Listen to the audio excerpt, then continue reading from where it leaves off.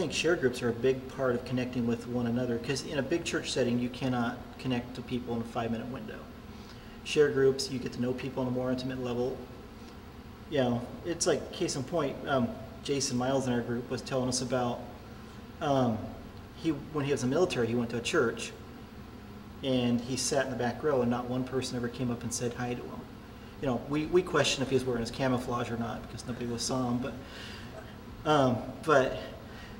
you know, it's in a share group you don't get missed. You get seen, and people know when you're not at church. You know, it's more of a family than it actually is a bunch of friends getting together and hanging out. We need intimacy probably more than anything else within the church.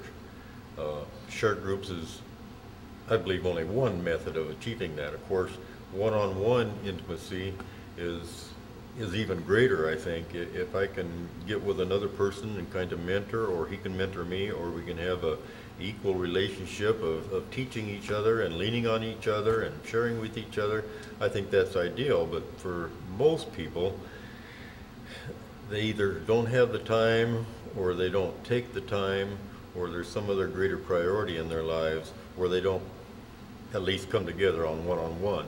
And so if we can encourage in a group atmosphere, it's a lot less intimidating within the small groups where we can get together and share our burdens and share our victories, share everything we can, living life together. I know. I've been kind of subdued myself anyway. I don't share a lot about myself to people. I mean, even when I get to know you really well and feel comfortable with you, I'm very limited in what I kind of share with you. And it's hard for me because of being awkward talking to people, kind of like on camera.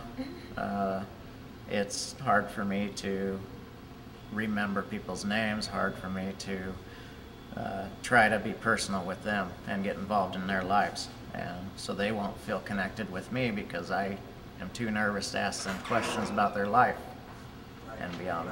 In small groups is the best way to make the friends in a church setting, because in a Sunday service, I mean, you've got maybe 10-15 minutes you're talking to someone, and it's just basically a light, polite kind of conversation. Whereas in a small group, you know, it's like, how's your week going? How are you doing? What have you been up to? You know, that kind of thing. Yeah, an example, you know, I feel with the bigger groups, you get first impressions of people, but it's not until you sit down together.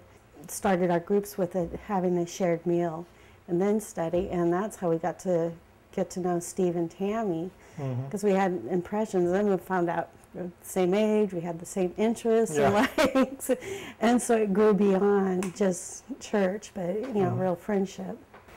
It's more personal, it's more intimate, and you get to know people on a deeper level, and you get to share your life, basically. It's just a chance to sit down and one-on-one. You know, for people that are more one-on-one, it's just a better atmosphere. Big groups tend to shut some of us down a little bit, and I'm kind of that way. In a small setting, I'm fine, and I think a lot of us relate to that. Sure.